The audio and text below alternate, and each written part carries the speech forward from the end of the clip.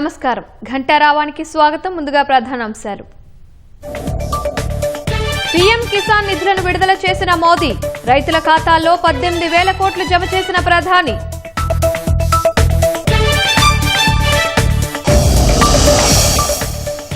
ఐబొమ్మ కేసులో ఈమంది రవికి 5 రోజుల పోలీసు కస్టడీ. విచారణలో మరిన్ని కీలక అంశాలు బయటపడే అవకాశం.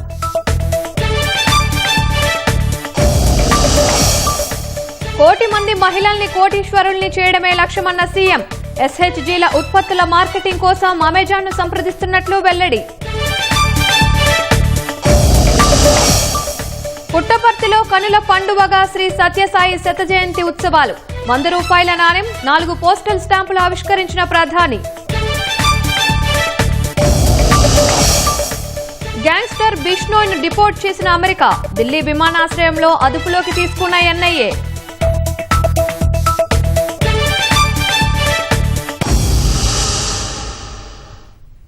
ఐబొమ్మ కేసులో అరెస్టైన ఈమంది రవిని కస్టడీకి అనుమతిస్తూ హైదరాబాద్ నాంపల్లి కోర్టు ఆదేశాలు జారీ చేసింది. రవిని 7 రోజుల కస్టడీకి ఇవ్వాలని కోరుతూ పోలీసులు పిటిషన్ దాఖలు చేశారు. విచారణ చేపట్టిన నాంపల్లి కోర్టు 5 రోజుల కస్టడీకి అనుమతిస్తూ ఉత్తర్వులు జారీ చేసింది. కస్టడీ విచారణలో మరిన్ని కీలక అంశాలు వెలుగులు చూసే అవకాశం ఉంది. ఇప్పటికే ఈమంది రవి కేసుపై ఈడీ దృష్టి సారించింది. తెలుగు రాష్ట్రాల్లో సంచలనం సృష్టించిన పైరసీ మూవీ రాకెట్ ఐబొమ్మ కీలక సూత్రధారిని సైబర్ క్రైమ్ పోలీసులు అరెస్టు చేశారు.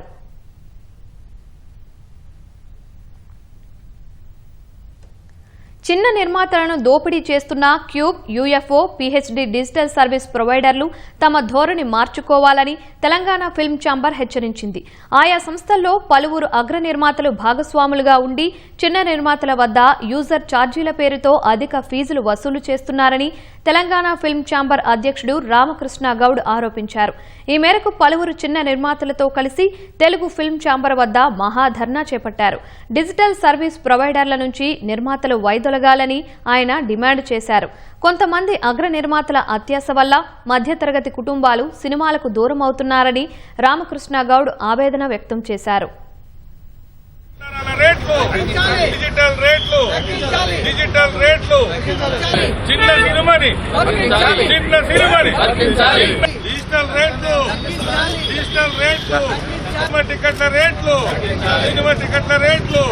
సినిమానే చంపేసే విధంగా ఇండస్ట్రీలో డిజిటల్ ప్రొవైడర్స్ వీళ్ళు పార్ట్నర్లై మొత్తం ప్రొడ్యూసర్ని సజీవ పీల్చక తింటున్నారు.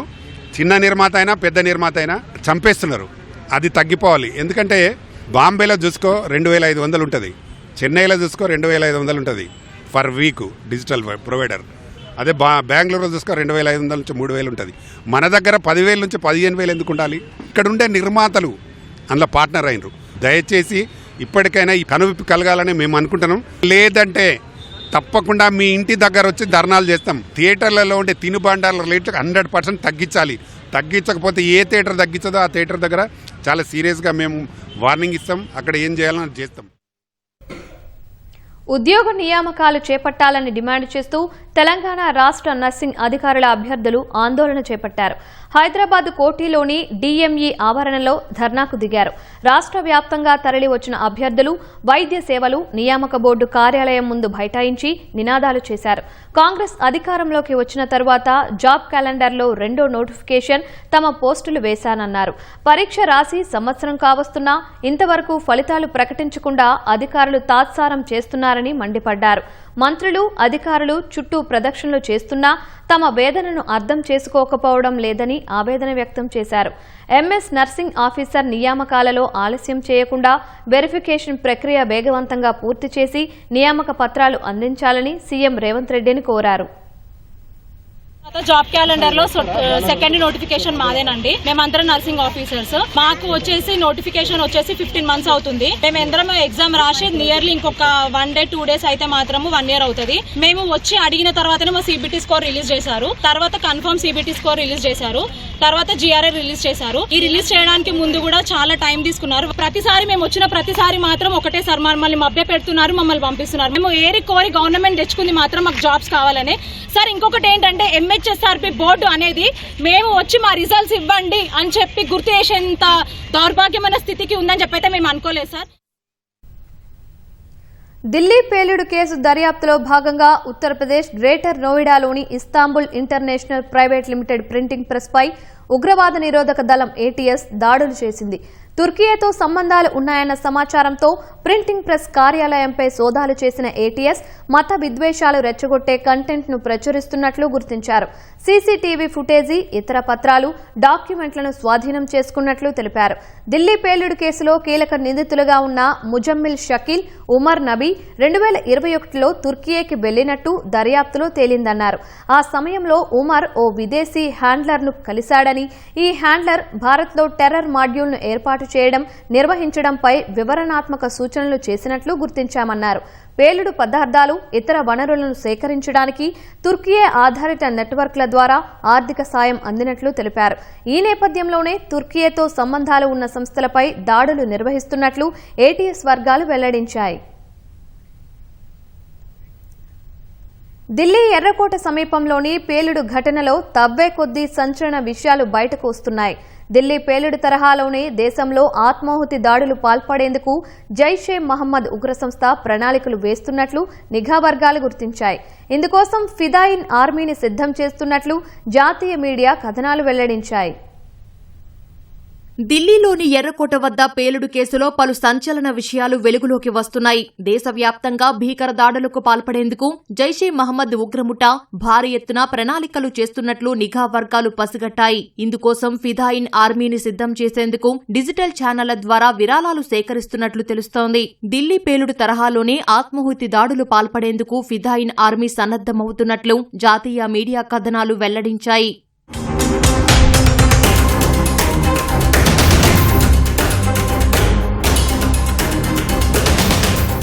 ముజాహిదీన్ల కోసం వింటర్ కిట్లను స్పాన్సర్ చేయాలంటూ జైషే నిధులు సేకరిస్తోందని, ఇందుకు తగిన సాక్ష్యాలను గుర్తించినట్లు నిఘా వర్గాలు తెలిపాయి. ఒక్కొక్కరి నుంచి దాదాపు 6,400 రూపాయల చొప్పున డొనేషన్లను సేకరిస్తున్నట్లు పేర్కొన్నాయి. వీటిని పాకిస్తాన్ ఈ వాలెట్ ప్లాట్ఫామ్లు, సదాపే వంటి డిజిటల్ పేమెంట్ యాప్ల నుంచి స్వీకరిస్తున్నట్లు సమాచారం. ఉగ్ర విభాగాలకు వీలైనంత త్వరగా నిధులు చేరేలా ఆన్లైన్లో వీటిని సేకరిస్తున్నట్లు తెలుస్తోంది. ప్రస్తుతం ఈ డిజిటల్ నెట్వర్క్ పై భారత దర్యాప్తు బృందాలు ప్రత్యేక దృష్టి సారించినట్లు మీడియా వర్గాలు పేర్కొన్నాయి. ఎర్రకోట వద్ద పేలుడు ఘటనలో కీలక నిందితుడైన ఉమర్ నబీకి సంబంధించిన వీడియో ఒకటి బయటకు రాగా అందులో ఫిదాయిన్ తరహా దాడుల గురించి అతడు ప్రస్తావించినట్లు దర్యాప్తు బృందాలు గుర్తించాయి. ఆత్మాహుతికి పాల్పడటాన్ని బలిదానంగా పేర్కొన్నట్లు ఆ వీడియోలో ఉందని గుర్తించాయి.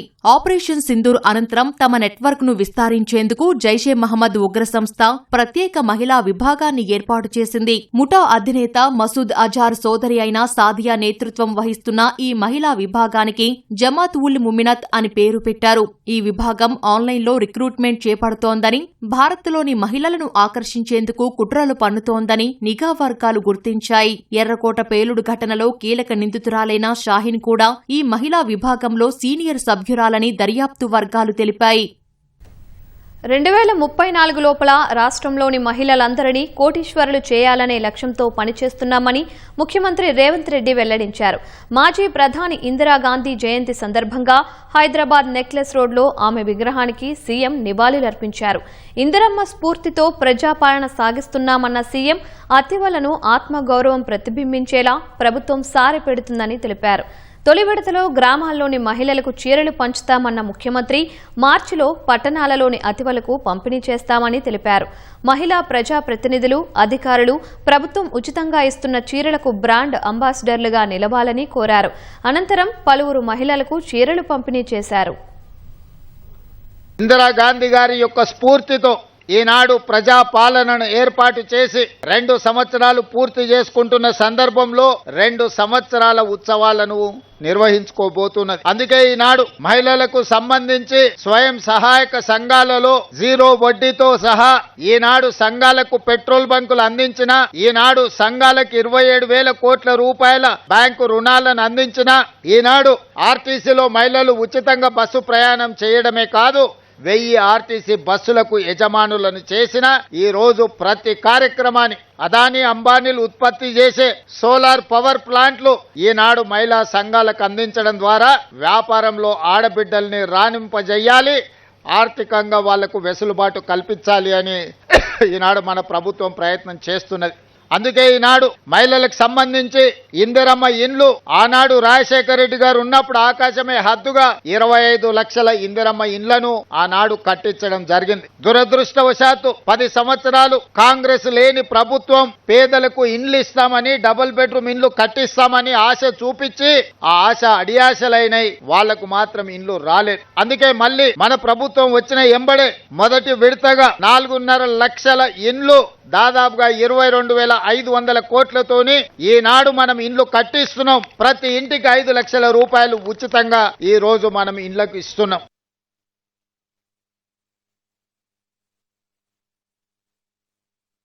ఒకనాడు ప్రభుత్వం చీరలు పంచితే ఆ చీరలు పొలాల దగ్గర పిట్టల్ని బెదిరించడానికి కట్టే పరిస్థితి ఉండే మా అక్కలందరికీ తెలుసు. చాలా మంది మహిళలు నిరసన తెలిపినరు.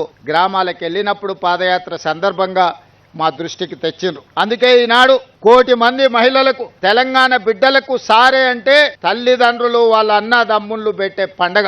అది ఎంతో ఆత్మ గౌరవంతో ఉన్నది. ఈనాడు తెలంగాణ ప్రభుత్వం ఆడబిడ్డలకు సారె పెట్టే ఉద్దేశంతో ఇందిరమ్మ చీరల పంపిణీ కార్యక్రమాన్ని చేపట్టడం జరిగింది.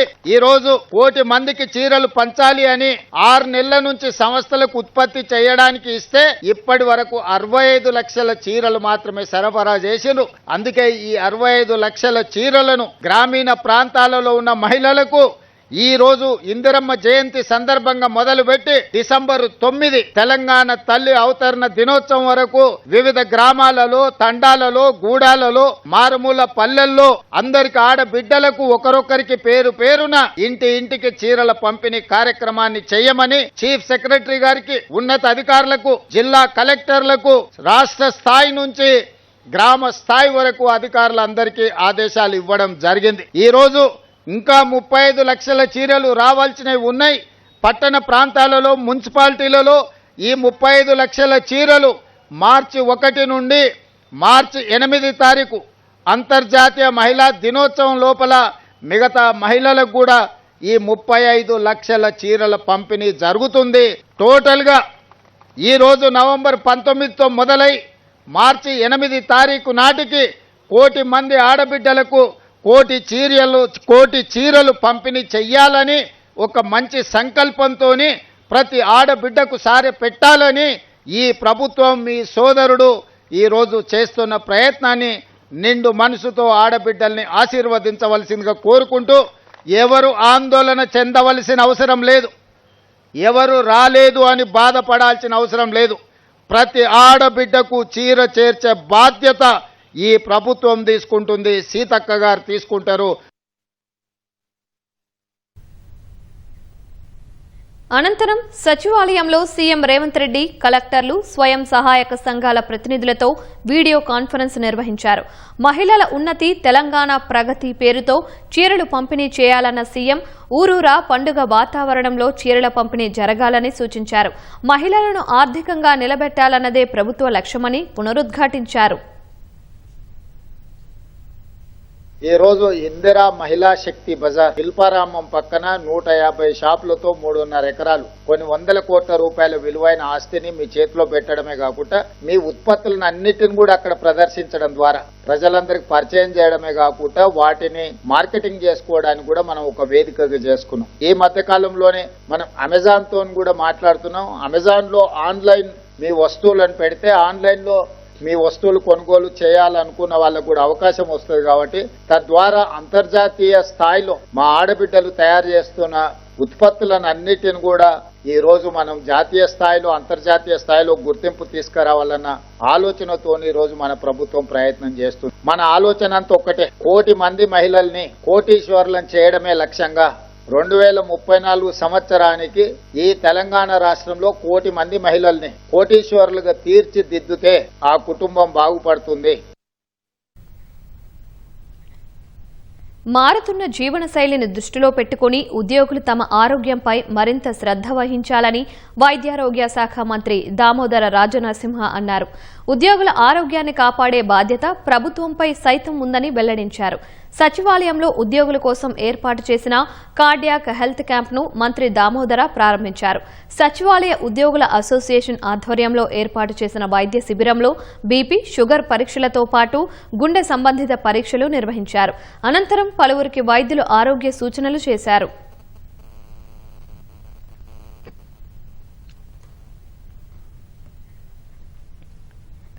ఈటీవీ ఆధ్వర్యంలో మరి కాసేపట్లో వరంగల్లో కార్తీక దీపోత్సవం జరగనుంది. దీపారాధనకు తరలివచ్చే మహిళల కోసం విస్తృత ఏర్పాట్లు చేశారు. మరింత సమాచారం మా ప్రతినిధి రవిచంద్ర ప్రత్యక్ష ప్రసారం ద్వారా అందిస్తారు. ఏకశిలా నగరంలో కాకతీయులైనటువంటి నగరంలో కార్తీక శోభ మరి కాసేపట్లో మొదలవుతోంది. కార్తీక దీప కాంతులతో ఓరుగల్లు నగరం మరి దేదీప్యమానంగా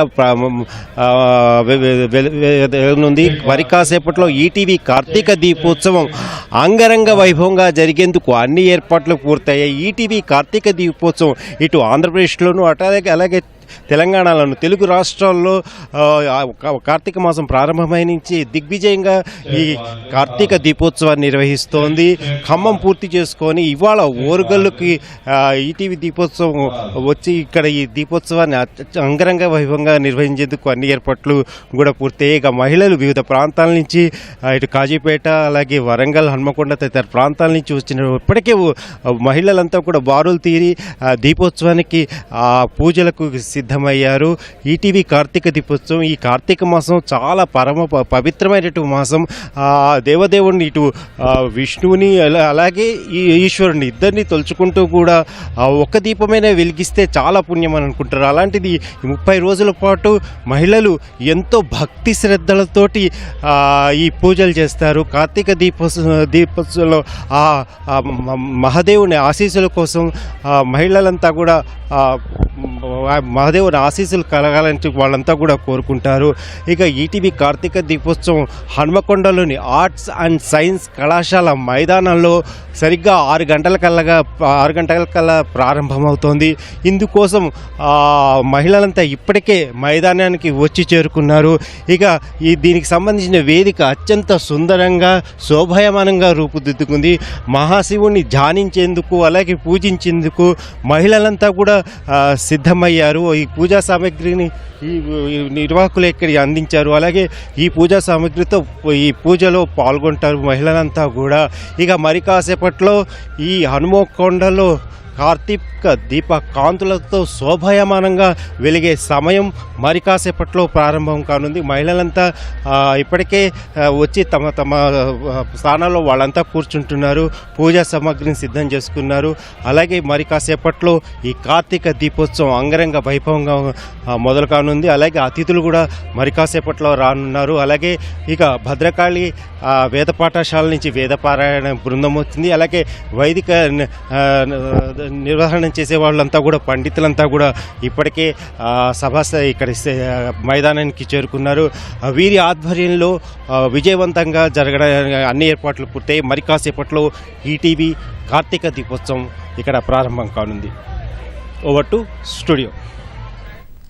ప్రకృతి వ్యవసాయంలో భారత్ ప్రపంచానికి హబ్గా మారుతుందని ప్రధాని నరేంద్ర మోదీ విశ్వాసం వ్యక్తం చేశారు. ప్రకృతి వ్యవసాయం స్వదేశీ విధానమని సాంప్రదాయంగా వస్తోందని మోదీ వివరించారు. రైతులు ఏడాదికి 1 ఎకరం చొప్పున క్రమంగా ప్రకృతి వ్యవసాయం వైపు మారాలని పిలుపునిచ్చారు. తమిళనాడులోని కోయంబత్తూరులో పర్యటించిన ప్రధాని మోదీ తొలుత రోడ్ షో నిర్వహించారు. అనంతరం దక్షిణ భారతదేశ ప్రకృతి వ్యవసాయ సదస్సును ఆయన ప్రారంభించారు. సదస్సులో స్టాళ్లను పరిశీలించిన మోదీ రైతులు తయారు చేసిన వివిధ ఉత్పత్తులు, పండించిన పంటలను పరిశీలించారు. స్థానిక రైతులతో మాట్లాడిన ఆయన ప్రకృతి వ్యవసాయం గురించి ఆరా తీశారు. అనంతరం జరిగిన బహిరంగ సభలో పీఎం కిసాన్ 21వ ఇన్స్టాల్మెంట్ నిధులను ప్రధాని విడుదల చేశారు. దేశవ్యాప్తంగా 9 కోట్ల మంది రైతుల ఖాతాల్లో 18,000 కోట్ల రూపాయలను జమ చేశారు. అధిక రసాయనాలు, పురుగుల మందుల వాడకంతో నేల సారం బాగా దెబ్బతింటోందని ప్రధాని ఆందోళన వ్యక్తం చేశారు. వాతావరణ మార్పులు, నేల సారం సమస్యలకు ప్రకృతి వ్యవసాయం, పంటల మార్పిడే పరిష్కారమని సూచించారు. మిల్లెట్స్ ను సూపర్ ఫుడ్ గా అభివర్ణించిన ప్రధాని మిల్లెట్స్ ను సాగు చేయాలని రైతులకు సూచించారు. आने वाले वर्षों में मैं भारत की खेती में कई बड़े बदलाव होते देख रहा हूं. भारत नेचुरल फार्मिंग का ग्लोबल हब बनने के रास्ते पर है। हमारी बायोडायवर्सिटी एक नया आकार ले रही है। देश के युवा भी अब एग्रीकल्चर को एक मॉडर्न स्केलेबल अपॉर्चुनिटी के रूप में देख रहे हैं।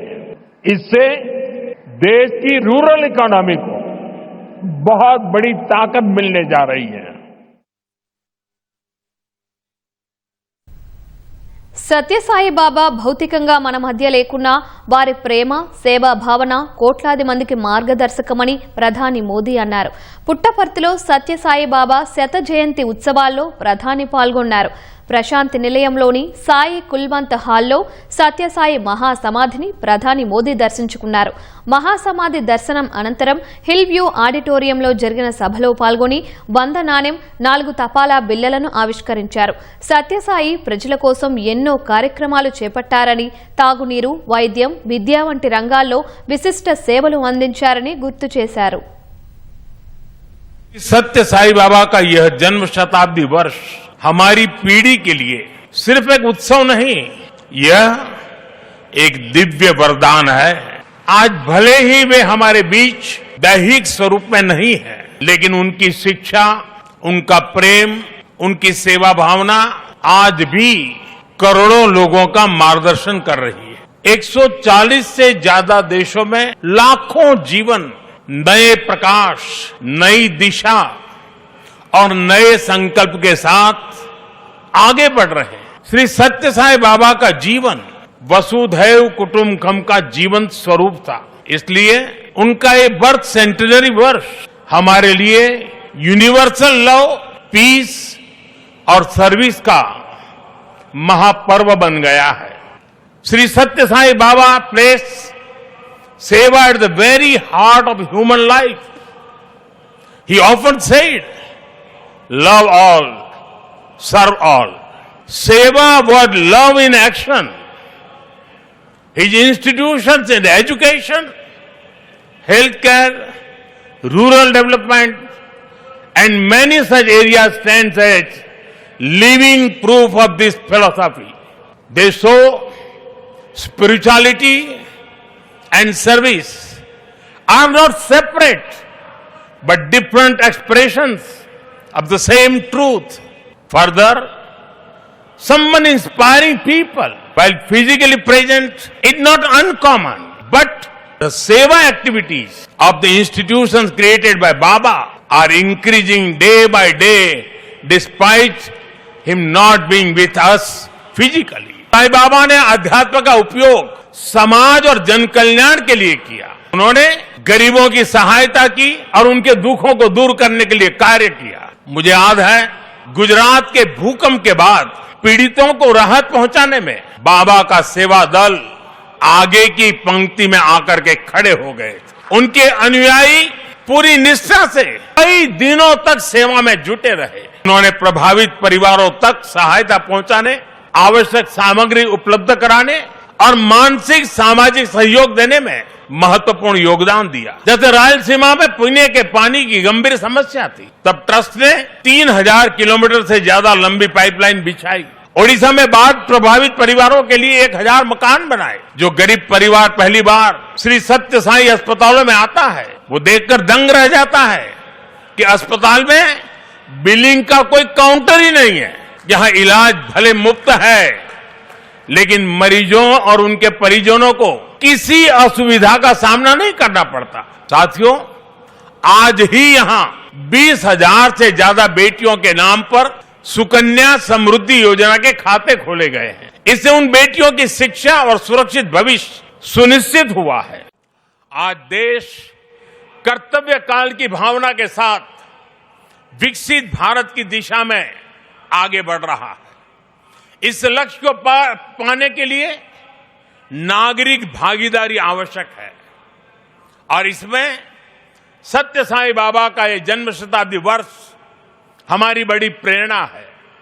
मेरा आग्रह है कि इस वर्ष हम विशेष तौर पर वोकल फॉर लोकल के मंत्र को मजबूत करने का संकल्प लें। विकसित भारत बनाने के लिए हमें लोकल इकोनॉमी को बढ़ावा देना ही होगा। हमें याद रखना है, जब हम स्थानीय उत्पाद खरीदते हैं तो हम एक परिवार, एक छोटे उद्यम और स्थानीय सप्लाई चेन को सीधे सशक्त बनाते हैं। इसी से आत्मनिर्भर भारत का रास्ता भी तैयार होता है। साथियों, आप सभी श्री सत्य साई बाबा की प्रेरणा के साथ राष्ट्र निर्माण में अपना निरंतर योगदान दे रहे हैं। इस पावन भूमि में वाकई एक अद्भुत शक्ति है। यहां आने वाले हर व्यक्ति की वाणी में करुणा, विचारों में शांति और कर्म में सेवा का भाव दिखने लगता है। मुझे विश्वास है, जहां भी अभाव या पीड़ा दिखाई देगी, वहां आप इसी तरह एक आशा, एक प्रकाश बनकर खड़े होंगे।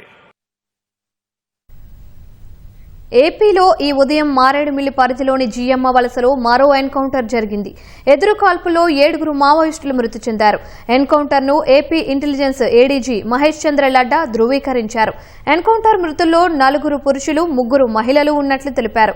ఎన్కౌంటర్లో కేంద్ర కమిటీ సభ్యుడు Jogarao alias tech Shankar, Sita alias Jyothakka మృతి చెందారు. Suresh alias Ramesh, Lokesh alias Ganesh, Sainu alias Vasu, Anitha, Shammi మృతి చెందారు. ఏఓబీ సీసీఎం టెక్ శంకర్ స్వస్థలం శ్రీకాకుళం జిల్లా అని లడ్డా తెలిపారు. తప్పించుకున్న వారి కోసం కూంబింగ్ కొనసాగుతున్నట్లు లడ్డా వెల్లడించారు. 6:37 మధ్యలో ఒక ఎక్స్చేంజ్ ఆఫ్ ఫైర్ అయింది in continuation with yesterday's operation. So దానిలో 7 మావోయిస్ట్ చనిపోయారా ఇప్పటి వరకు మాలో ఫీల్డ్ నుంచి చెప్పిన ప్రకారం. దానిలో 4 మేల్ అండ్ 3 ఫీమేల్ ఉన్నాయి. మేటూరి జోగారావు అలియాస్ టేక్ శంకర్, ఆయన బేసికలీ శ్రీకాకుళం నుంచి, is a native of Srikakulam, is a incharge CCM for Andhra Odisha border and he's specialised in technical things, either arms manufacturing, communication అన్ని చూస్తారో టెలియో. అరేడుమల్లి ఏరియాలో కంటిన్యూస్గా నిన్న జరిగిన దానికి అరౌండ్ 5-7 కిలోమీటర్స్ దూరంలో ఉన్నాయి. ఏపీలోని అల్లూరు జిల్లా మారేడుమిల్లి మండలం జీఎమ్మ వలస వద్ద పోలీసులు మావోయిస్టుల మధ్య జరిగిన ఎన్కౌంటర్లో 7 మావోయిస్టులు మృతి చెందారు. కాల్పుల అనంతరం మావోయిస్టు కీలక సభ్యుడు శంకర్ అలియాస్ జోగారావు మృతదేహాన్ని పోలీసులు స్వాధీనం చేసుకున్నారు. 3 రోజుల నుంచి ఏజెన్సీలో నిర్వహిస్తున్న ఆపరేషన్ సంభవ్లో 13 మంది మావోయిస్టులు చనిపోయారని చెబుతున్న అల్లూరు జిల్లా ఎస్పీ అమిత్ బర్దర్తో మా ప్రతినిధి సాయి కృష్ణ ముఖాముఖి. అల్లూరు జిల్లా మారేడుమిల్లి అటవీ ప్రాంతంలో ఇవాళ కూడా తుపాకులు మోతమోగాయి, ఎన్కౌంటర్ జరిగింది. దీనికి సంబంధించి అల్లూరు జిల్లా ఎస్పీ అమిత్ బర్దర్ ఉన్నారు. ఈ ఎన్కౌంటర్ వివరాలు ఆయన అడిగి తెలుసుకుందాం. సార్, ఇవాళ జరిగిన ఎన్కౌంటర్ వివరాలు ఏంటి సార్? ఈరోజు ఉదయం 5:45 మధ్యలో ఈ జరిగిన ఎక్స్చేంజ్ ఆఫ్ ఫైర్లో 7 మావోయిస్ట్కి మనకి బాడీస్ రికవర్ చేయడం జరిగిన ఎక్స్చేంజ్ ఆఫ్ ఫైర్ సైట్ నుండి వాళ్ళ దగ్గర వెపన్స్ రికవర్ చేయడం జరిగిన. దీంతో సహా ఎక్స్ప్లోజివ్ మటీరియల్స్ అన్నీ మనం రికవర్ చేసాం. ముఖ్యమైన దాంట్లో ఇంపార్టెంట్ లీడర్ టెక్ శంకర్కి కూడా న్యూట్రలైజ్ చేయడం జరిగిన. మిగతా మెంబర్స్కి ఐడెంటిఫికేషన్, వెరిఫికేషన్ థరోగా అయిన తర్వాత మీకు మీడియా మిత్రులకి ఇచ్చేస్తాం. మొత్తం ఎంతమంది చనిపోయారు?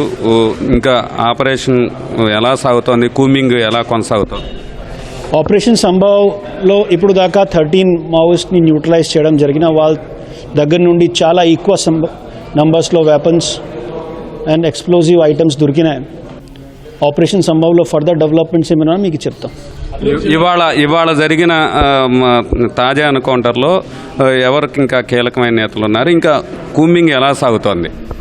Details of combing security reason కారణంగా మీకు చెప్పలేకపోతున్నాం. ముఖ్యమైన ఈరోజు ఎక్స్చేంజ్ ఆఫ్ ఫైర్లో ఈ టెక్ శంకర్ ఒక పెద్ద సీసీఎం ఇన్ఛార్జ్గా ఉంటున్నారు. వాళ్ళకి న్యూట్రలైజ్ చేయడం, మిగతా డీటెయిల్స్ మీకు షేర్ చేస్తాం. సార్, ఇప్పటి వరకు మీరు 50 మందిని రాష్ట్ర స్థాయిలో అరెస్ట్ చేశారు. ఇంకా ఎంతమంది పారిపోయి, మొన్న 19 వరకు పారిపోయి ఉండొచ్చు అని చెప్తున్నారు. ఇంకెంతమంది ఇంకా పట్టుకోవాల్సింది ఉంది? అది డీటెయిల్స్ తర్వాత చెప్తాం. ఇప్పుడు ఇంకా మీ కూంబింగ్ ఇంకా ఎన్ని రోజులు కొనసాగే ఉంది ఈ రంపచోడవరం పరిధిలో, మన్యంలో? అది operations details as and when development మీకు చెప్తాం. ఇది 2 రోజులుగా వరుసగా రంపచోడవరం మన్యంలో జరుగుతున్న ఆపరేషన్ కుమ్మింగ్ వివరాలు. ఇవాళ ఎన్కౌంటరు, నిన్నటికి కలిపి మొత్తం 13 మంది, ఇవాళ టెక్ శంకర్తో పాటు మరికొంతమంది చనిపోయారని అల్లూరి సీతారామరాజు జిల్లా ఎస్పీ అమిత్ బర్దర్ చెబుతున్నారు. కెమెరామెన్ సూర్యప్రకాష్తో సాయికృష్ణ, ఈటీవీ న్యూస్. ఏపీలోని అల్లూరి జిల్లాలో జరిగిన ఎన్కౌంటర్లో మావోయిస్టు అగ్రనేత దేవ్జీ అలియాస్ తిప్పిరి తిరుపతి ఉన్నాడనే వార్తలతో ఆయన కుటుంబ సభ్యులు ఆందోళన వ్యక్తం చేస్తున్నారు. జగిత్యాల జిల్లా కోరుట్లకు చెందిన తిప్పిరి తిరుపతి 40 ఏళ్ల కిందట ఉద్యమంలోకి వెళ్లినట్లు కుటుంబ సభ్యులు చెబుతున్నారు. అల్లూరు జిల్లాలో జరిగిన ఎన్కౌంటర్కు సంబంధించి పోలీసులు విడుదల చేసిన జాబితాలో దేవ్జీ పేరు లేకపోవడంతో క్షేమంగా ఉన్నాడని భావిస్తున్నట్లు తెలిపారు. తిరుపతి పోలీసుల అదుపులో ఉంటే తమకు క్షేమంగా అప్పగించాలని అతని సోదరుడు తిప్పిరి గంగాధర్ కోరారు. ఈరోజు వార్తలలో తిరుపతి అలియాస్ దేవ్జీ గురించి రకంగానేమో కొన్ని ఛానళ్లనేమో అరెస్ట్ అయ్యాడు, కొన్ని ఛానళ్లనేమో పోలీస్ అదుపులో ఉన్నాడు, మరి కొన్ని ఛానళ్లనేమో ఎన్కౌంటర్లో హతమైందని విన్నా.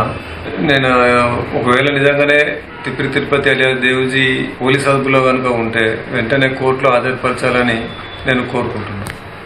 తిరుపతి మీరు ఇప్పటికైనా క్షేమంగా ఉండాలని నేను కోరుకుంటున్నా. ప్రస్తుతం పరిస్థితులు గగార్ ఆపరేషన్లో భాగంగా విపరీతమైన దాడులు జరుగుతున్నాయి కాబట్టి మీరు ఇకనైనా ఇంటికి వస్తే బాగుంటుంది. మీరు ఇంటికి రండి. పెద్దనాన్న మీరు ఎక్కడున్నారో తెలియదు. ఇన్ కేస్ మీరు ఒకవేళ సేఫ్ జోన్ లో ఉంటే మాకు చిన్న ఇంటిమేషన్ ఇచ్చినా గానీ మీ ఫ్యామిలీ కోసం ఉంది, మేము తీసుకొచ్చుకుంటాము. ఇంటికే వచ్చేయండి, చాలా డేస్ అయిపోయింది ఇప్పటికే. మావోయిస్టులు లొంగిపోవాలని ఇప్పటికే జనజీవన స్రవంతిలోకి వచ్చిన మల్లోజుల వేణుగోపాల్ విజ్ఞప్తి చేశారు. నిన్నటి ఎన్కౌంటర్లో హిడ్మా సహా 6 చనిపోవడం బాధాకరమన్నారు.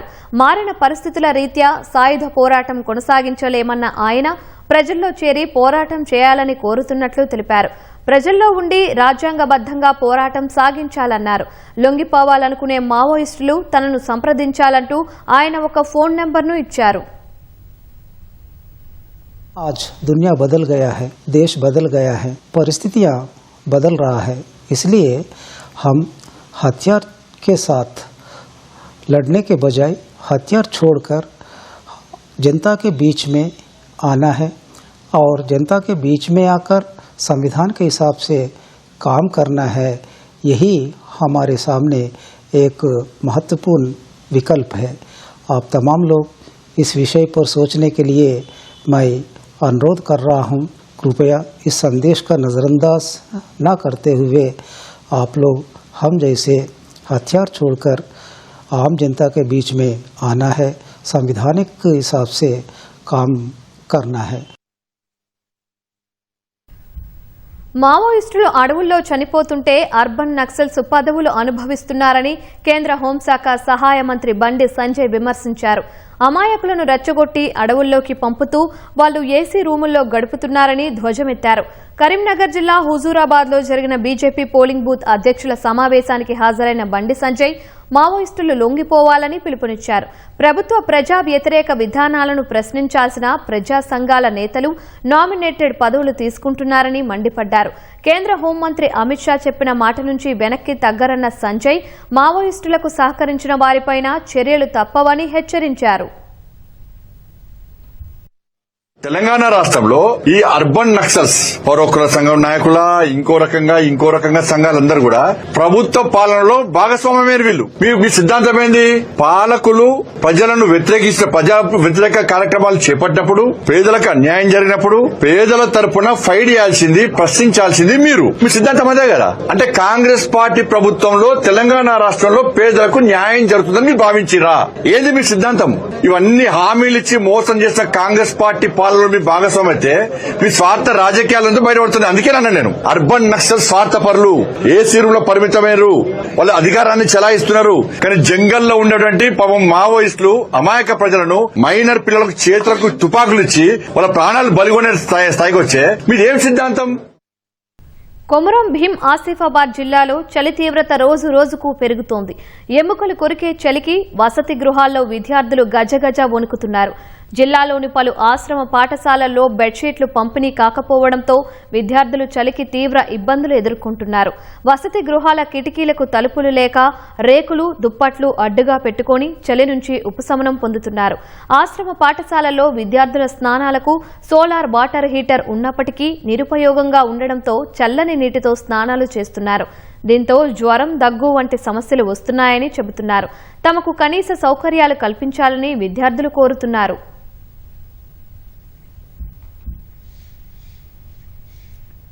చలి, వాతావరణంలో మార్పుల కారణంగా ఊపిరితిత్తుల సమస్యలు భారీగా పెరుగుతున్నాయి.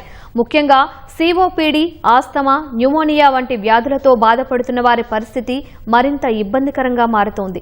దగ్గు, జలుబు, ఉబ్బసంతో బాధపడేవారు అప్రమత్తంగా ఉండాలని వైద్యులు సూచిస్తున్నారు. ముఖ్యంగా ఊపిరితిత్తుల వ్యాధులు, సిఓపిడి ఉన్నవారు తస్మాత్ జాగ్రత్త అని హెచ్చరిస్తున్నారు. ప్రపంచ సిఓపిడి దినోత్సవాన్ని పురస్కరించుకొని చెస్ట్ ఆసుపత్రి సూపరింటెండెంట్ డాక్టర్ శ్రవణ్ కుమార్తో ఈటీవీ ముఖాముఖి. చలి తీవ్రత రోజురోజుకి పెరుగుతుంది. ఆస్తమా, సిఓపిడి లాంటి ఇబ్బందులు ఉన్న వాళ్ళకి ఈ చలి తీవ్రత వల్ల మరింత ఆరోగ్య సమస్యలు పెరిగే అవకాశం ఉంది. ఈ నేపథ్యంలోనే అసలు చలికాలంలో ఎలాంటి జాగ్రత్తలు తీసుకోవాలి, మరీ ముఖ్యంగా దీర్ఘకాలికంగా సమస్యలు ఉన్న వాళ్ళ విషయంలో ఎలాంటి అప్రమత్తత అవసరం అనేది తెలియజేసి ప్రస్తుతం మనతో ఉన్నారు chest hospital superintendent doctor Shravan Kumar గారు. నమస్తే సార్. సో చలికాలం రాగానే ఎంత హెల్దీగా ఉన్న వాళ్ళు కూడా కొంత బ్రీతింగ్ సమస్యలని కనిపిస్తూ ఉంటాయి. వీటిని ఎలా చూడొచ్చు? మామూలుగా ఈ ఊపిరితిత్తులు తర్వాత చర్మ వ్యాధులు ఈ చలికాలంలో పెరుగుతాయండి. ఎందుకంటే ఈ రెండు స్కిన్ తర్వాత ఊపిరితిత్తులు డైరెక్ట్ వాతావరణానికి ఎక్స్పోజ్ అయ్యే ఆర్గన్స్ అన్నమాట. సో ఊపిరితిత్తుల్లో మామూలు ఏడ్ జబ్బు లేని వాళ్ళకి కూడా, చిన్నపిల్లల నుంచి పెద్దవాళ్ళకి కూడా వైరల్ ఇన్ఫెక్షన్స్ ఎక్కువ ముమ్మరంగా పెరుగుతుంటాయి ఈ చలికాలంలో. కనుక మనకి ఈ తుమ్ములు, ముక్కు కారడం, గొంతులో నొప్పి, సైనస్ ఇష్యూస్ పెరుగుతూ ఉంటాయి అన్నమాట, ఇన్ఫెక్షన్స్. సో వైరల్ ఇన్ఫెక్షన్స్కి ఇమ్యూనిటీ బాగా ఉన్న వాళ్ళకి వారం రోజుల్లో తగ్గిపోతుంది. మందు వేసుకోకున్నా వారం రోజులు 7 daysలో తగ్గిపోతుంది అనమాట. సో ఇమ్యూనిటీ కొంచెం తక్కువ ఉన్న వాళ్ళకి అది చిన్నగా ఊపిరితిత్తుల్లోకి వెళ్ళిపోతుంది. ఏమంటే శ్వాసకోశ పరంగా మెయిన్గా ఆస్తమా ఉన్న వాళ్ళకి, సిఓపిడి అంటే స్మోకింగ్ రిలేటెడ్, పొల్యూషన్ రిలేషన్ వల్ల ఊపిరితిత్తుల్లో ఈ సిఓపిడి అనే క్రానిక్ అబ్స్ట్రక్టివ్ పల్మనరీ డిసీజ్ అని వస్తుందన్నమాట. ఈ ఇయర్ నినాదం ఏమంటే మీకు ఆయాసం ఉంటే short of breath think of COPD. ఈ సంవత్సరం నినాదం అదనమాట. అంటే ఈ సిఓపిడి అంటే షార్ట్ ఆఫ్ బ్రెత్ అంటే చాలా సందర్భాల్లో చాలా మందికి కనిపిస్తూనే ఉంటుంది. ప్రతి ఒక్కరికి సిఓపిడి అయ్యే అవకాశం ఉంటుందా? దీన్ని ప్రధానంగా అసలు ఎలా గుర్తించవచ్చు? మామూలుగా సిఓపిడి అన్నది ఈ మధ్యలో 3rd leading cause for mortality and morbidity, అంటే ప్రాణాంతకమైన. ఇక్కడ మన దేశంలో ఇండియాలో మాత్రం 2nd లీడింగ్ కాజ్ అనుకోవాలి. ఫస్ట్ ఇస్ కార్డియోవాస్కులర్ డిసీజ్, అంటే హార్ట్ అటాక్స్ అవన్నీ. నెక్స్ట్ ఇది, ఎందుకంటే స్మోకింగ్ మన దగ్గర ఎక్కువే. 10-15 years స్మోకింగ్ చేసిన వాళ్ళకి సిఓపిడి వచ్చేస్తుంది అనమాట. ఆయాసము, ఛాతీలో పట్టేసుకోవడం, దగ్గు రావడం, కఫం రావడం. దాంతోపాటు ఈ బయోమాస్ ఫ్యూయల్ ఎక్స్పోజర్, ఊర్లలో కట్టెల పొయ్యితో వండుకోవడం, తర్వాత ఇక్కడ సిటీలో పొల్యూషన్ వల్ల, ఎయిర్ పొల్యూషన్ వల్ల ఈ జబ్బు వచ్చే ఆస్కారం ఉంటుంది. సో వీళ్ళకి ఊపిరితిత్తులే కాకుండా గుండెకి కూడా ఎఫెక్ట్ అయ్యే ఛాన్సెస్ ఎక్కువ ఉంటుంది అనమాట. దీన్ని ప్రివెంట్ చేయాలంటే ఇంకా స్మోకింగ్ మానేయాలి. ప్యాసివ్ స్మోకింగ్ కూడా ఎఫెక్ట్ ఉంటుంది అనమాట. తాగే వాళ్ళ పక్కన కూర్చున్నా వచ్చే ఆస్కారం ఉంటుంది. చాలా మంది అనుకుంటారు మేము స్మోకింగ్ చేయట్లేదు కానీ సిఓపిడి వచ్చిందని. ఇంకా కొంతమంది అంటారు మేము ఎక్కువ పొల్యూషన్కి ఎక్స్పోజ్ అవ్వట్లేదు, మా ఇంట్లోనే ఉంటున్నామని. నిజంగా మనం ఎక్కడున్నా కానీ పొల్యూషన్కి ఎఫెక్ట్ అయ్యే ఇంపాక్ట్ ఎంతవరకు ఉంటుందంటారు? అండ్ ఒక ప్యాసివ్ స్మోకర్ అంటే మన పక్కన స్మోక్ చేసే వాళ్ళతో ఎన్నేళ్ల పాటు ఉంటే దీని ఇంపాక్ట్ మరింత ఎక్కువ అయ్యే అవకాశం ఉంటుంది? అంటే మామూలుగా స్మోకింగ్ ఇంట్లో చేస్తుంటారు కొందరు, ఫ్యామిలీ మెంబర్స్, పిల్లలకు కానీ వైఫ్ కానీ కంటిన్యూగా వాళ్ళకి అలవాటైపోతే వాళ్ళకు కూడా వచ్చే ఛాన్సెస్ ఉంటుంది 10-15 years తర్వాత. ఇంకా ప్యాసివ్ స్మోక్ బయట కూడా స్మోక్ చేస్తుంటారు. మెయిన్గా ఎయిర్ పొల్యూషన్ కూడా ఈ మధ్యలో చాలా పెరిగింది కనుక ఇప్పుడు మీరు ఢిల్లీలో చూసారు కదా, అక్కడ ఇంకా చాలా కేసెస్ ఎక్కువ ఉంటాయి సిఓపిడి. తర్వాత కొన్ని రేర్గా జెనెటిక్స్, ప్రెగ్నెంట్ మదర్ స్మోక్ చేస్తూ ఉందనుకోండి, ఆ పుట్టబోయే బేబీకి ప్రీమేచ్యూర్గా బర్త్ కావచ్చు, వాళ్ళకి ఫ్యూచర్లో సిఓపిడి అంటే వచ్చే ఆస్కారం ఎక్కువ, జెనెటిక్ రిలేటెడ్ అనమాట. ఆ పాసిబిలిటీస్ కూడా ఉంటుందండి. అయితే ఒక మనిషి సిఓపిడి వస్తే మీరు అన్నారు ఇండియాలో ఇది 2nd లీడింగ్ కాజ్ అవుతుంది డెత్కి అని. సిఓపిడిని వచ్చిన తర్వాత ఎంత కాలానికి డెత్కి లీడ్ చేసే అవకాశం ఉంటుంది? మోరోవర్ ఇంత ఇలాంటి ఒక మరణానికి దారితీసే ఇలాంటి ఒక వ్యాధికి ట్రీట్మెంట్ లేదా? అంటే యాక్చువల్గా ఇది ప్రివెంటబుల్ డిసీజు. అంటే స్మోకింగ్ కానీ పొల్యూషన్స్కి ఎక్స్పోజర్ అవన్నీ తగ్గించుకుంటే వచ్చే ఆస్కారం తక్కువ. వస్తే మాత్రం అర్లీగా డయాగ్నోస్ చేయాలి దీన్ని. అది చెప్పాను కదా, సిమ్టమ్స్ ఆయాసం రావడము, దగ్గు, కఫం తగ్గకపోవడము, ఛాతీలో పట్టేసుకోవడం అలాంటివి ఉంటే ఈ మనకి పరీక్షలు ఉన్నాయి దానికి. ఒకటేమో స్పైరోమెట్రీ అని టెస్ట్ చేస్తారు, లంగ్ ఫంక్షన్ టెస్ట్ అని. దాని ద్వారా మనకి అర్లీగా డయాగ్నోస్ చేయడానికి ఉంటుంది. యాక్చువల్గా కొందరికి మనం ఈ స్మోకింగ్ చేసే వాళ్ళకి ఇప్పుడు యాక్చువల్ అందరికీ రావాలని లేదు, 20% స్మోకర్స్కే వస్తుంది. స్మోకర్స్కి ఈ పరీక్ష చేస్తే ఇది వీళ్ళకి వచ్చే ఆస్కారం ఉంది. ఊపిరితిత్తుల లోపల భాగం దెబ్బతింటుందని చెప్పామనుకోండి, అప్పుడు మానేస్తే ఫ్యూచర్లో వాళ్ళకి రాకుండా ఉంటుంది. ఒకటి అర్లీగా డయాగ్నోస్ చేయగలిగితే దానికి ఒకటేమో ఎక్స్పోజర్, స్మోకింగ్ ఆపేయాలి. సో స్మోకింగ్ ఆపేస్తే you can delay the progression of ఈ డిసీజ్ అన్నమాట. దాంతోపాటు వాళ్ళు మంచి ఆహారం తీసుకోవడం, ఈ పొల్యూషన్కి ఎక్స్పోజ్ కాకుండా ఉండడం వల్ల కూడా ప్లస్ మెడిసిన్స్ కూడా ఉన్నాయి, మధ్యలో పీల్చుకునే మందులు ఉన్నాయి, ఇన్హేలర్స్. అది వాడడం వల్ల కూడా to some extent we can delay the progression of the disease. COPD ఉన్న వాళ్ళకే కాకుండా చలికాలం ఇందాక మనం అనుకున్నట్టు ప్రతి ఒక్కరికి కూడా కొంత ఇబ్బందికరంగానే ఉంటుంది. ఈ నేపథ్యంలో ఏం చేస్తుంటారంటే చాలా వరకు ఇంట్లో ప్రతిరోజు 2 పూట్ల, కొందరు 3 పూట్ల కూడా ఆవిరి పడుతూ ఉంటారు. ఎక్కువగా జండుబాం లాంటివి రాసుకుంటూ ఉంటారు, ఇన్హేలర్స్ పీలుస్తూ ఉంటారు. ఇవన్నీ ఎంతవరకు మనకి మంచి చేస్తాయి? ఏ ఎక్స్టెంట్ దాటాక ప్రమాదకరమయ్యే అవకాశం ఏమైనా ఉందా? జనరల్గా ఇది హోమ్ రెమెడీస్ అంటారు కదా, ఇంట్లో పెద్దవాళ్ళు చెప్పింది. అది ఒక విధంగా బాగానే పనిచేస్తుంది. వైరల్ ఇన్ఫెక్షన్స్కి పెద్ద ట్రీట్మెంట్ ఉండదన్నమాట. మీరు ఈ ఆవిరి పీల్చుకోవడం వల్ల లాభమే. దానివల్ల ఈ బ్లాకేజ్ అవి తగ్గుతాయి, ముక్కులో బ్లాకేజ్ కొంచెం రిలీఫ్ ఉంటుంది అనమాట. గొంతులో నొప్పి కానీ ముక్కు కారడం కానీ తగ్గుతుంది. దానివల్ల నష్టం పెద్దగా ఏమీ లేదని తేలిందనమాట పరీక్షల వల్ల. ఏమన్నా వాటర్ సరిగ్గా లేకుండా ఉండే ఏమన్నా ఫంగల్ ఇన్ఫెక్షన్ లాంటివి ఉంటే దానివల్ల రేర్గా ప్రమాదం రావచ్చు, లేకపోతే దానివల్ల ఏం నష్టం లేదు. ఇప్పుడున్న వాతావరణ పరిస్థితుల్లో, చలి తీవ్రత నేపథ్యంలో ఎలాంటి ఆహారం తీసుకోవడం, ఎలాంటి లైఫ్ స్టైల్ని పాటించడం వల్ల ఈ సిఓపిడి ఉన్న వాళ్ళు కావచ్చు, ఆస్తమా ఉన్న వాళ్ళు కావచ్చు ఎక్కువ అప్రమత్తంగా ఉండొచ్చు అంటారు? సాధారణంగా కూడా పిల్లల విషయంలో ఏం జాగ్రత్త తీసుకోవాలి? పిల్లల్లో ఇన్ఫెక్షన్స్ వచ్చే ఛాన్సెస్ ఎక్కువ, వైరల్ ఇన్ఫెక్షన్స్. ఎందుకంటే వాళ్ళ దాంట్లో ఇమ్యూనిటీ తక్కువ ఉంటుంది. పెద్దవాళ్ళకు కూడా ఇమ్యూనిటీ తక్కువ ఉంటుంది కనుక ఈ వైరల్ ఇన్ఫెక్షన్స్ రావడం, దాంతోపాటు న్యూమోనియా రావడం ఛాన్సెస్ కూడా ఎక్కువ పిల్లల్లో కానీ పెద్దల్లో కానీ. సో రాకుండా ఉండడానికి ఇప్పుడు ఈ మధ్యలో మనకి వ్యాక్సినేషన్స్, అడల్ట్స్కి వ్యాక్సినేషన్స్ ఉన్నాయి. ఇది షింగిల్స్ వ్యాక్సిన్ అని మీరు చూసుంటారు. ఇది అంబాసిడర్, బ్రాండ్ అంబాసిడర్ మన అమితాబ్ బచ్చన్ గారే టీవీలో వస్తుంటుంది మనకి. హర్పీస్ రాకుండా ఉండడము. తర్వాత ఈ ఇన్ఫ్లుయెన్జా వ్యాక్సిన్స్. ఇన్ఫ్లుయెన్జా అంటే వైరస్ ఇన్ఫెక్షన్ అనమాట. అది రాకుండా వ్యాక్సిన్స్ ఉన్నాయి. Yearly once. అసలు డెవలప్డ్ కంట్రీస్లో ఎవ్రీ ఇయర్ అందరూ తీసుకుంటారు, ఆల్ ఏజ్ గ్రూప్స్. మన దగ్గర అంత అవేర్నెస్ లేదు. యాక్చువల్గా అందరూ తీసుకోవాలి. కనీసం రిస్క్ ఉన్నవాళ్ళు, మెయిన్గా 50+ దాటిన వాళ్ళు, డయాబెటీస్, బీపీ ఉన్నవాళ్ళు, తర్వాత ఈ ఊపిరితిత్తుల వ్యాధులు ఉన్నవాళ్ళు, సిఓపిడి, ఆస్తమా ఉన్నవాళ్ళు కంపల్సరీ తీసుకుంటే ఆ రిస్క్ తగ్గుతుంది, వచ్చే ఇన్ఫెక్షన్స్ తగ్గుతాయి. అదొకటి. వ్యాక్సినేషన్ ఒకటి ప్రివెన్షన్. ఇంకోటి ఈ చల్లటి వాతావరణంలో ఆల్రెడీ ప్రాబ్లమ్స్ ఉన్నవాళ్ళు, లంగ్ ఇన్ఫెక్షన్ ఉన్నవాళ్ళు పొద్దున్నే లేచి వాకింగ్ వెళ్ళడం, 50 దాటిన తర్వాత వాకింగ్ చేద్దాం అది అంటారు కదా, అది ఆ చల్లటి వాతావరణంలో తిరగకుండా ఉంటే బెటరు. వామ్ క్లోత్స్ ధరించడం. ఇక కంపల్సరీ వెళ్ళాలి, ఈవినింగ్ టైంలో అట్లా వెళ్ళాలంటే మాస్క్ పెట్టుకొని వెళ్ళడం ఈ పొల్యూషన్ ప్లేసెస్లో. తర్వాత సమతులిక ఆహారం తీసుకోవడం, హై ప్రోటీన్ డైట్. ఇప్పుడు మనం చెస్ట్ హాస్పిటల్లో ఉన్నాం, ఇది exclusive for the lung disease and chest related disease సంబంధించి. మనకి ఈ వారం 10 రోజుల్లో వాతావరణంలో మార్పులు వచ్చిన తర్వాత కేసుల సంఖ్య ఏమన్నా పెరగడాన్ని మీరు గమనిస్తున్నారు? ఎట్లాంటి కేసులు వస్తున్నాయి? ఇప్పుడు స్టార్ట్ అయినాయి, పెద్దగా పెరగలేదు.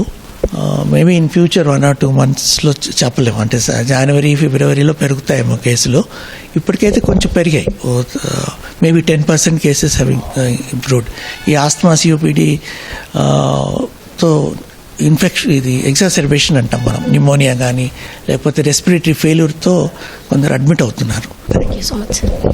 సో ఇది ఆస్మా కానివ్వండి, సిఓపిడి ఇలాంటి ఇబ్బందులు ఉన్న వాళ్ళు ఈ సమయంలో అత్యంత జాగ్రత్తగా ఉండడం అవసరం అని చెప్పేసి, అదేవిధంగా డయాబెటీస్ కావచ్చు, 50 ఏళ్ళు పైబడిన వాళ్ళు కావచ్చు, వీటికి సంబంధించిన వ్యాక్సిన్లు తీసుకోవడం ద్వారా కొంతవరకు ఇన్ఫెక్షన్లకు గురి కాకుండా మనల్ని మనం కాపాడుకోవచ్చు అంటున్నారు doctor Shravan Kumar. Camera person ప్రేమ్తో రమ్య, ఈటీవీ న్యూస్, హైదరాబాద్. సింగరేణిలో డిపెండెంట్ ఉద్యోగాల్ని పునరుద్ధరించాలని కోరుతూ తెలంగాణ జాగృతి హెచ్ఎంఎస్ ఆధ్వర్యంలో నాంపల్లిలోని సింగరేణి భవన్ ముట్టడికి యత్నించారు. సింగరేణి సమస్యలను పరిష్కరించలేని ప్రభుత్వం అసమర్థతను కల్వకుంట్ల కవిత దుయ్యబట్టారు. కొత్త ఉద్యోగాలు ఇవ్వని కాంగ్రెస్ ప్రభుత్వం సిగ్గుపడాలన్నారు. కార్మికుల కోసం మెడికల్ బోర్డు ఏర్పాటు చేయాలని డిమాండ్ చేశారు. కాగా కవితతో పాటు హెచ్ఎంఎస్ ప్రధాన కార్యదర్శి రియాజ్ అహ్మద్, అధ్యక్షుడు తిప్పారపు సారయ్య సహా పలువురు నాయకులను నాంపల్లి పోలీసులు అదుపులోకి తీసుకుని ఠాణాకు తరలించారు. కవిత ముట్టడిస్తున్నారన్న సమాచారంతో పోలీసులు భారీ బందోబస్తు ఏర్పాటు చేశారు. కాగా పోలీసుల కళ్లుగప్పి ఆమె ఆటోలో సింగరేణి భవన్కు చేరుకొని ముట్టడికి ప్రయత్నించారు. కోసం కార్మికులకు అన్యాయం చేస్తున్నారు. మీకు 40,000 కోట్ల రూపాయలు సింగరేణి ఇచ్చినందుకు ఈ అన్యాయం ఎందుకోసం చేస్తున్నారు? డిపెండెంట్ ఉద్యోగాలు ఖచ్చితంగా ఇవ్వాల్సిందే. మెడికల్ బోర్డు వెంటనే ఏర్పాటు చేయాల్సిందే. అదే విధంగా అలియాస్ పేర్లు ఏవైతే ఉన్నాయో, అలియాస్ పేర్లు ఉన్నటువంటి బిడ్డలకు సహాయం చేయాల్సిందే. నశించాలి, నశించాలి.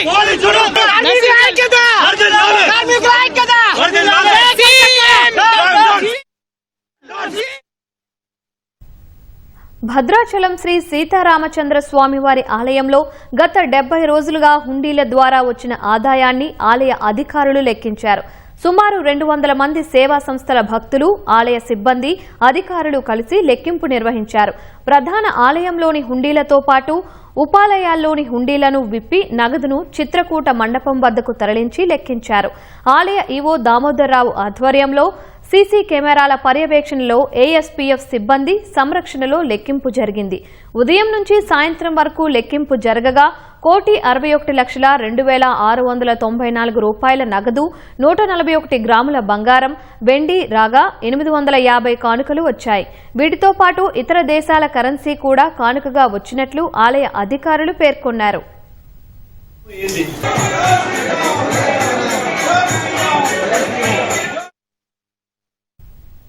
హైదరాబాద్ ఎల్బీ స్టేడియంలో sub junior national judo championship విజేతలకు మంత్రి పొన్నం ప్రభాకర్ బహుమతులు ప్రదానం చేశారు.